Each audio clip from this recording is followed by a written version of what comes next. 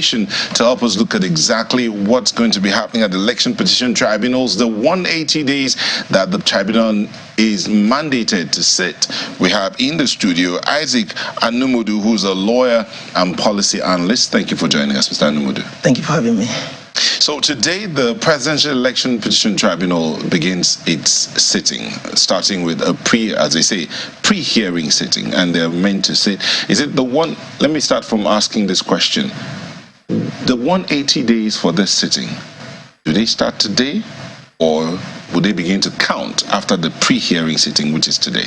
It should have started being counted from the time the petitions were filed, because that's when the work of the tribunal was activated. Don't forget, this is not the first time the tribunal is sitting. Hearing is only commencing today. Most pre-hearings had gone on last month of April. If you remember, there was an objection by the APC that the presidential candidate of the Labour Party, P2B, was not even qualified to have, contested the election ab initio. That application has already been taken and dismissed by this petition tribunal, for your information. So that tells you that the tribunal is already working. Had taken some applications already. Some keeping and house clearing job has already been done. What we expect the tribunal to do today is to go into substantive hearing of the petition. But they called it a pre-hearing sitting. Well, I wonder why they called it so. Maybe journalists may have seen it from that angle, just like I'm telling you now. If I wasn't telling you that the tribunal has already started sitting and has already taken some decisions, perhaps not every Nigerian would have known that. The concern, however, people seem to have is on the entire modus operandi of the tribunal. And the issue you just raised in your intro about the time within which the tribunal should go about its job and the effect it will have on the polity. And I'm sure you would have been referring to section 285, subsection 6 and 7 of the Constitution.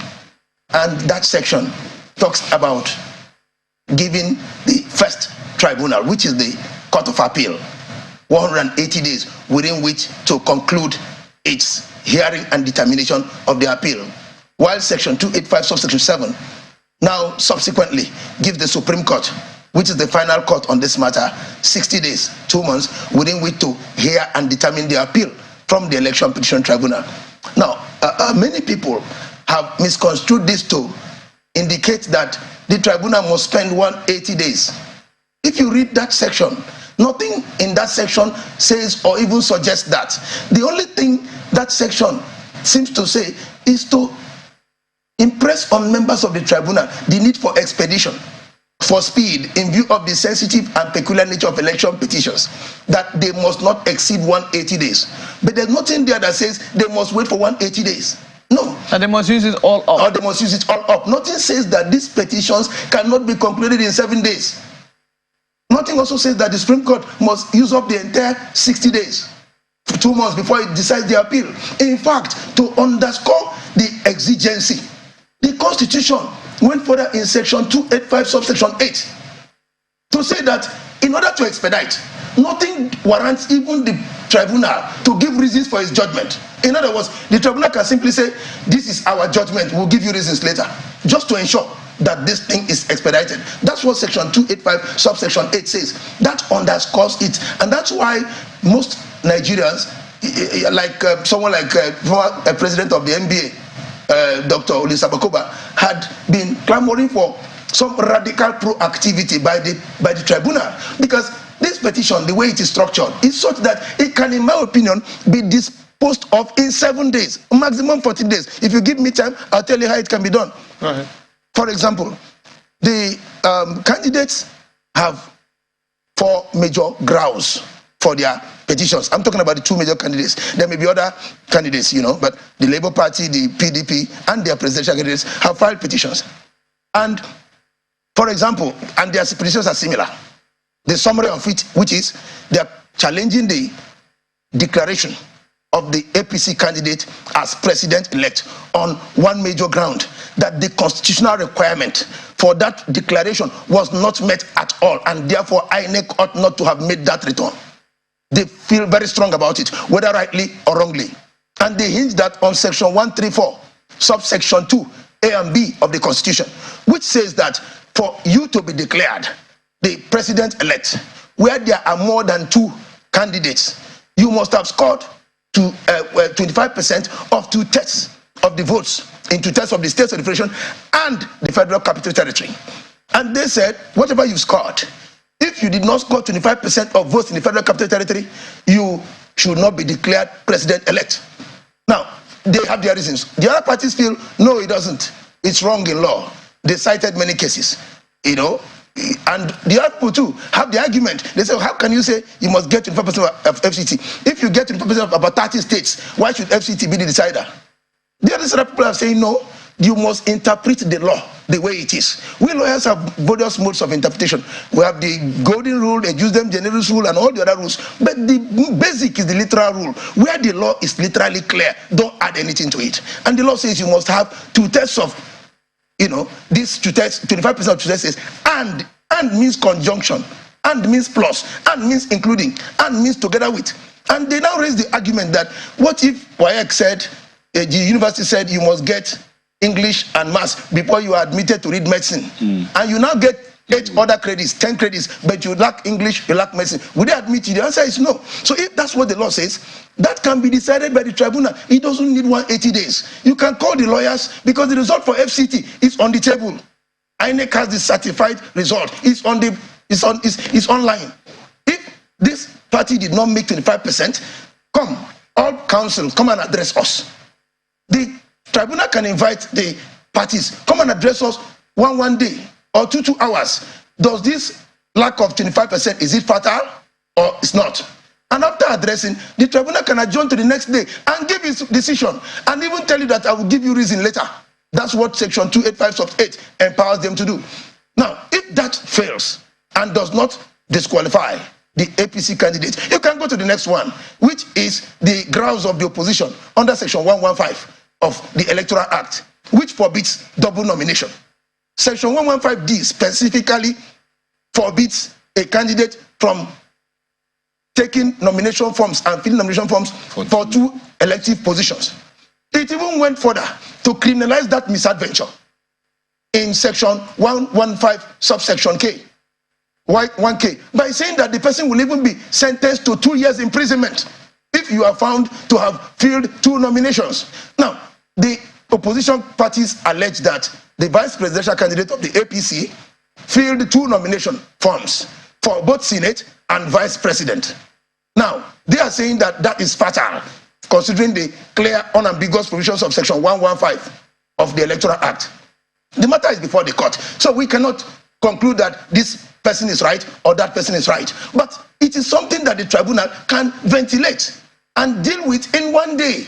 Address me for 2 hours. The forms are there. Certified true copies can be procured from INEC. Address us that by law, should this candidate be disqualified? Because if the vice president is disqualified, automatically it will affect the presidential candidate, like what happened in Bayelsa, where the deputy governorship candidate was disqualified for, you know, incongruities and issues of forgery. Automatically, that was what affected Leon, who was the APC governorship candidate, who was already conducting his parade for swearing in the next day, and the Supreme Court judgment came, and that was it. PDP became the governorship, it became in charge of governor of Bayelsa State. That exactly is what will happen because it's a joint ticket. Once one is affected, it affects the other. If they go for that. If they go for that. And that does not require 7 days, because it does not require calling of witnesses. It requires getting the certified true copies and the parties addressing the court on what the law says on that.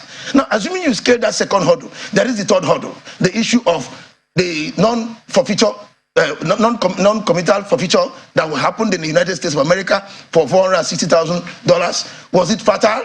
Is it such that falls within the contemplation of our constitution that any person so convicted or so found guilty for anything, money laundering, blah, blah, blah, should not aspire or should not be validly elected as our president? That again is sub judice. I can't stay here now and say this is the correct argument or the other one. But the parties are strongly contesting that that is an issue. If it is so, it doesn't also require you to call witnesses from the 774 local government. No. All you need to do is someone, whoever can give you certified true copy of that judgment, which you're already seeing online. and get the parties to address the court. What is the legal effect of this on the candidacy of the APC? 1 week is enough for that. 1 day for this party, 1 day for that party, 1 day for that party. And the tribunal adjourns for 2 days and delivers judgment. You know, all your submission so far point to the fact that the delays in resolving political issues as regards elections are caused by the lawyers themselves. In some cases, yes. In fact, in most cases, yes. Because I'm not trying to blow the trumpet for our judges. They are there to do the work, and they are ready. Some of them sit till evening. You won't know, except some of us know that sometimes the tribunal sits on Saturdays and Sundays and sits even late into the night and are willing to do the job. But sometimes some of we lawyers come with all kinds of applications which they must listen to based on Section 36 of the Constitution, which guarantees fair hearing.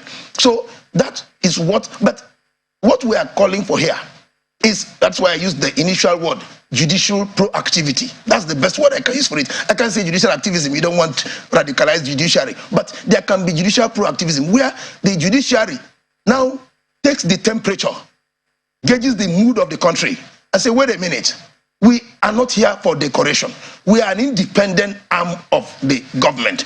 We have the executive, we have the legislature, we have the judiciary. Elections have been conducted by the executives. The legislature has made the electoral acts that enable that election to go on. Now it's on our table as the judiciary. We have the final say, and we must say it as it is without caring whose ox is God.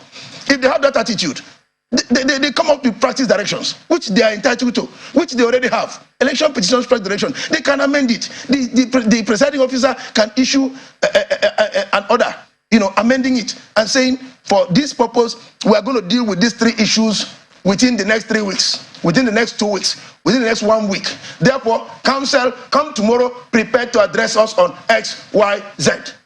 It's only when these 3 fail that you now talk about calling witnesses from all the states that some of the candidates claim they had more votes.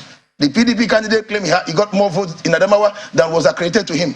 He got more votes in Rivers than was accredited to him. The Labour Party candidate claims that he got more votes in Lagos, more votes in Rivers, more votes in Plateau, more votes in Kaduna that was credited to him, and that if those votes are actually returned back to Labour Party, like the case of Lagos where the PDP person even came on air and said Labour Party got 955,000 votes, but they were given 550 votes. Now, if those 400 votes they are calculating is all given back to Labour Party claims that it got majority of lawful votes in the election.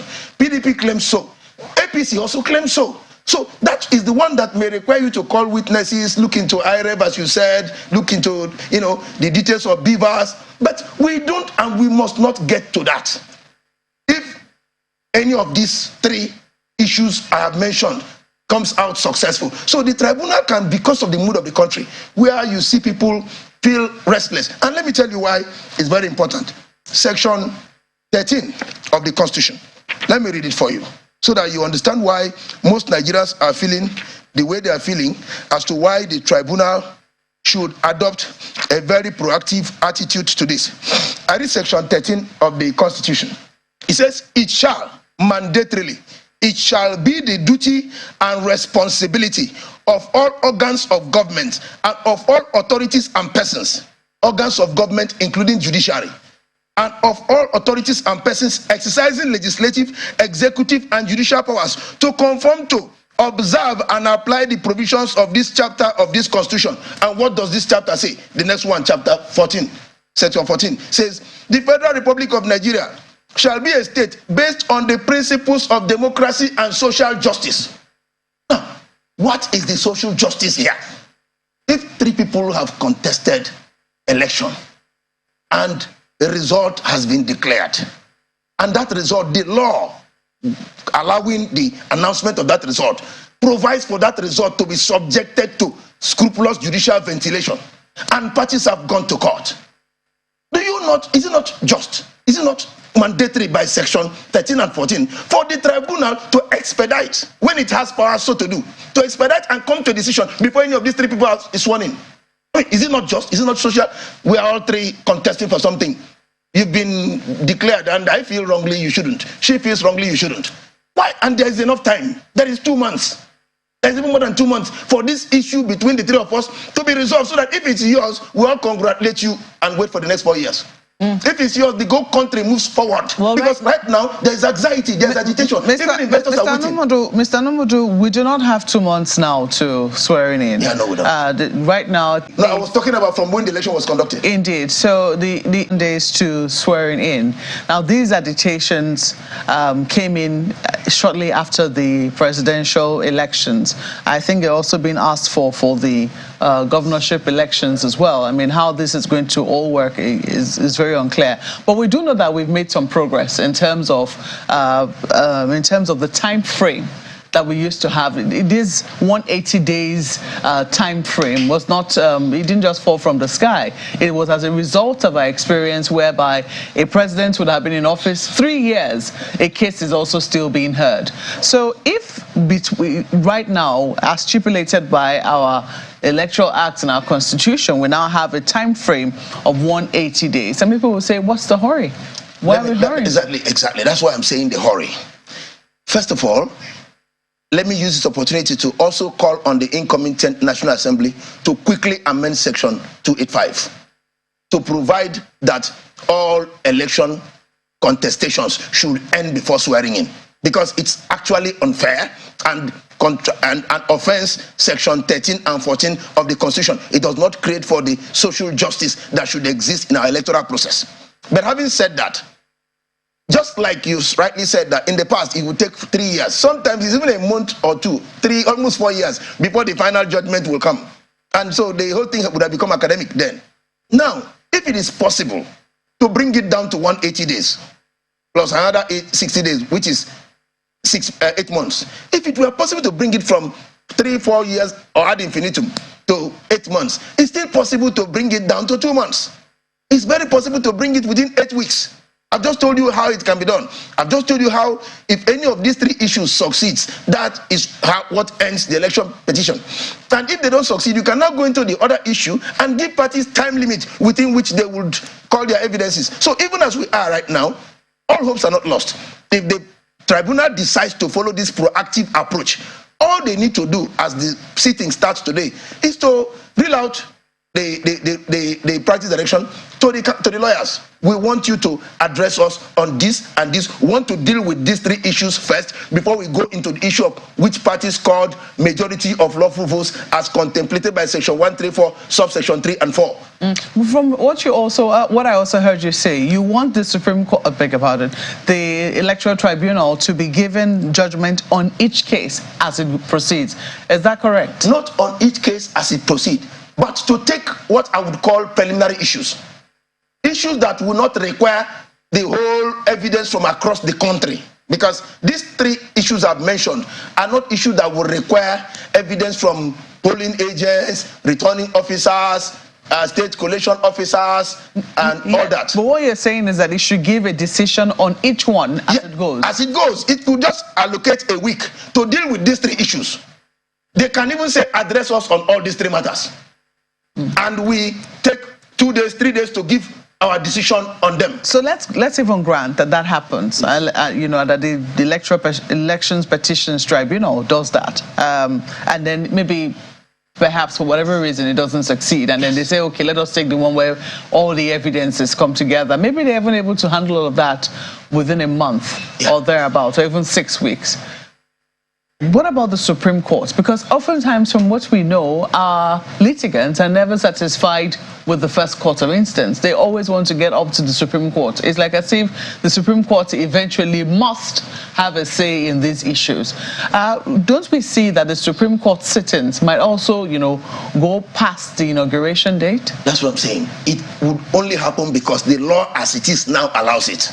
That's why I started by calling for urgent amendment of the Constitution, Section 285, subsection 6 and 7. Should be urgently amended because it does not conform with Section 13 and 14 of the same Constitution that demands mandatorily social justice for everything you do in Nigeria.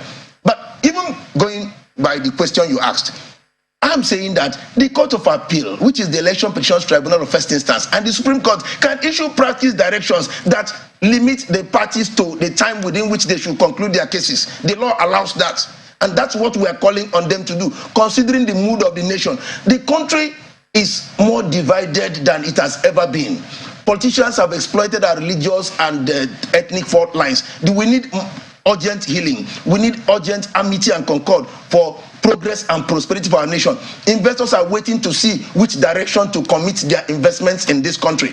So even, let me tell you, even the bandits are waiting and watching. Have you not noticed that since election, the banditry has seemingly subsided? Have they all died? No. Have you noticed that kidnapping has seemingly subsided? They've not gone out of the face of the earth. They are apparently surreptitiously waiting to see the outcome, which means they also react to our electoral process. That is why the courts should be very urgent about this, because it affects our security, it affects our economy, it affects our unity, our love and progress. Mr. Numudu, we want to thank you so much for coming. But just before you go,